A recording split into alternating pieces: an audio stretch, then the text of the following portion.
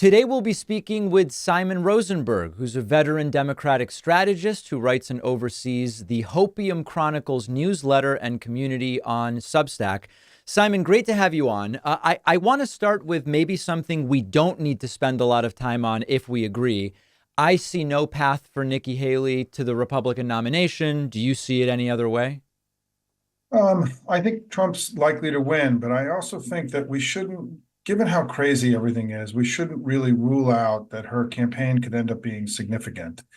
The way that she's addressing Trump, the disrespect that she's showing him, the fact that she's not bending the knee is important because it makes him look weak. I mean, it's part of the reason he's freaking out. I mean, he expected her to capitulate on Tuesday night. When she didn't do it, he kind of lost his marbles. And and so this could end up becoming a little bit more interesting than I think we all expected. And we just have to be open-minded that in this era of Trump, strange things can happen that we can't really anticipate. I don't think she's going to win, but I think she could cause him a lot of trouble.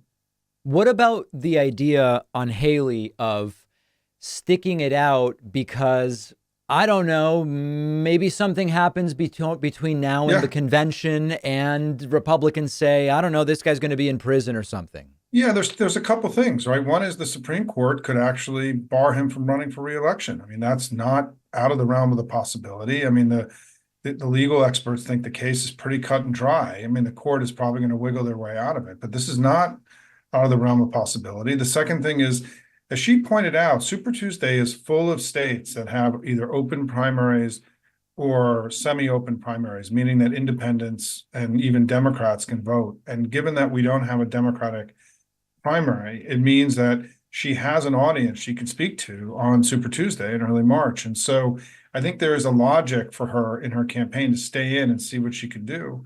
So I think, look, in general, she has outperformed expectations, I think, in this campaign. I think she's very comfortable on the stump right now. And she's more comfortable skewering Trump than almost any politician we've seen in the Trump era. And I think it's really important. She's creating language and space for many people who are dissatisfied with him to go. And that I think could end up becoming a meaningful part of how we win in 2024. Do you agree that the longer she stays in, the better it is for Joe Biden in November? Yeah, I think so. I mean, as long as she doesn't win the primary, you know, and I think it's unlikely, but again, listen, I think that what she's doing is she's reminding all of us that the emperor has no clothes, right?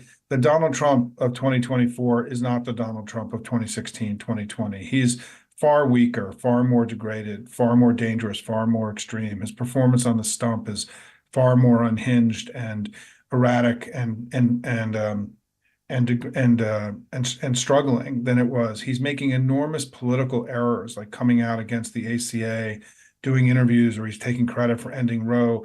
The kind of mistakes that he's making on the stump are the kind of mistakes that politicians who lose make because they can't claw him back. Coming out against the ACA has not been getting a lot of attention, but this is coming out for stripping tens of millions of people of their health care was a central reason why we did so well in the 2018 midterm elections. And so he is not the same candidate. He's not strong. He's weak.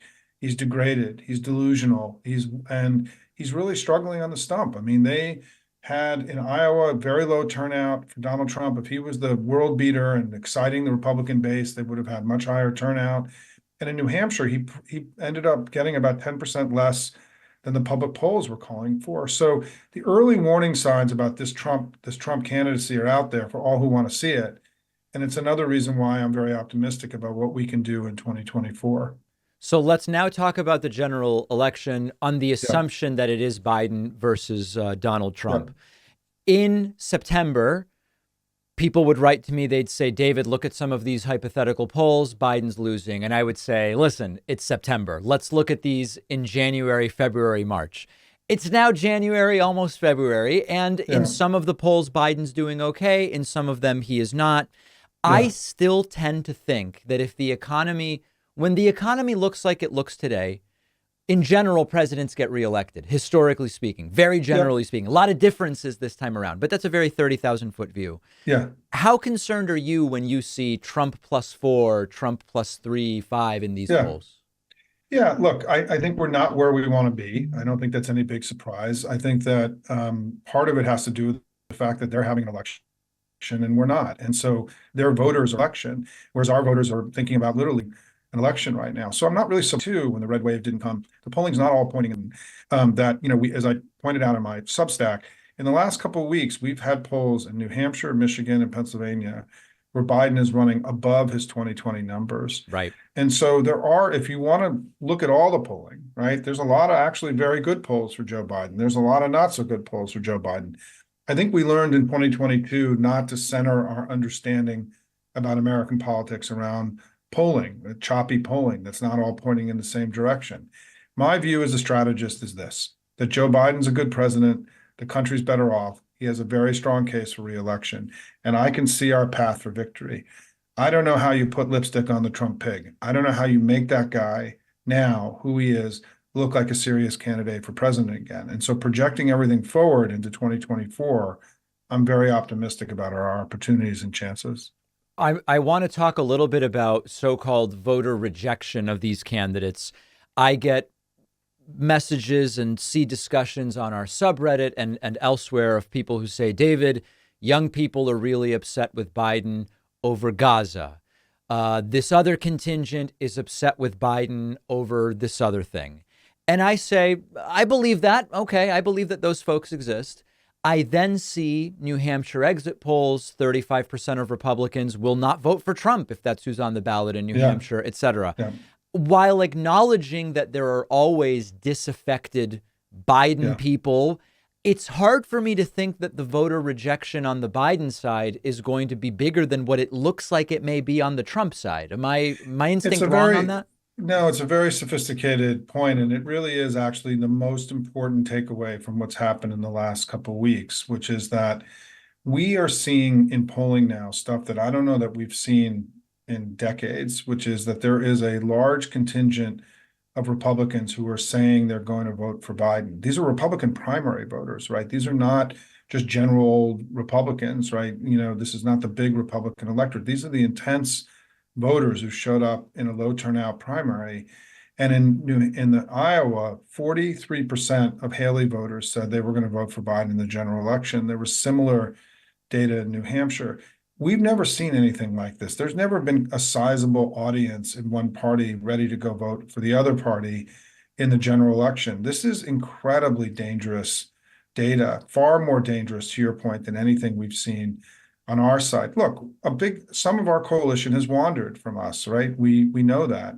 We're still 10 months out. I think a big chunk of it will come home once the election is clearly Trump and Biden in the next few months.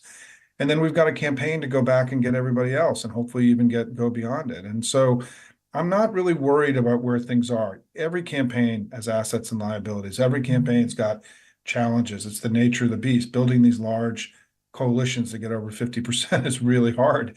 I mean, most other political systems, you win with 35%, right? We have to build a majority coalition in the election, not in the government afterwards, which is the way that most governments around the world work. And so it's hard, and there's going to be bumps along the way. I will say that I think the impact of Israel, the war in Israel, Hamas, and Biden's handling of it is a little exaggerated in my view. If you look at the Economist YouGov poll, the most recent one, they asked 18 to 29-year-olds their most important issue. And the number of 18 to 29-year-olds in that poll who picked foreign policy was zero. Right. And that's because what will matter more to the average young person come November is going to be what happens in every election, is that the economy and healthcare and these kind of bread and butter issues always are the dominant issues, with very few exceptions. I mean, the Iraq War was one, but American troops were dying and we were losing the war. We're not in a similar analogous position, in my view, right now. And so I think that we've got work to do with young people, right? Young people feel distant to Biden. But we have a good agenda to sell to them, and I think the Republicans offer them nothing. And so I'm pretty confident that as this campaign turns on and we go into full engagement with Trump, we've got a strong case to make to all elements of our coalition and even to independents. And I'm excited the campaign is ratcheting up. We got to get going. I want to talk a little bit about third party, and I guess mostly we're Yeah. talking about Robert F. Kennedy Jr., although maybe we're talking Yeah. about Cornel West. I don't know. The way I've seen this story kind of go was when it looked like Kennedy, as a Democratic challenger to Biden, was bad for Biden. Fox News and right-wing media gave him a ton of oxygen. All of a sudden, he says, I'm independent. It looks like he pulls as much for Trump as Biden. He's been barely heard from again on Fox News Right. and elsewhere in general. However, in polling, when you look at these hypotheticals where it's head to head, Trump, Biden, and then you add Kennedy, he seems to have either sort of like no effect, or he maybe pulls one more point from Biden than he does from Trump. So maybe there is a little bit of an effect there. So in polling, in real campaign polling, not in media polls that are consumed by the public, what you do in real polling is you do what's called an initial ballot test, and you check and see where everybody is. And then then you inform the electorate about the two candidates or the three candidates. And then you do a check on the other end. And, I promise you that if we had an informed ballot test with Kennedy, his numbers would plummet. And what's happening is that no one is actually informing voters about what he really stands for. He's this sort of hypothetical third party alternative. But like what happens in our business, right? Once you start informing people about things, and I think, for example, there's a lot of information that people don't have about Trump that they didn't have. There's a lot of information about Trump they didn't have in 2020. And I'll just go through this really quickly because I think people don't really understand what we have in our arsenal that we're going to be able to use in the next few months. I mean, what we know about Trump today that we didn't know before is that he raped E. Jean Carroll in a dressing room in a department store. A jury of his peers determined that. It's not just me saying that, but a jury determined that he has committed decades-long financial fraud. And New York State is asking for $380 million in penalties and fines, of which they'll probably get 150 to 200 million in the next few weeks.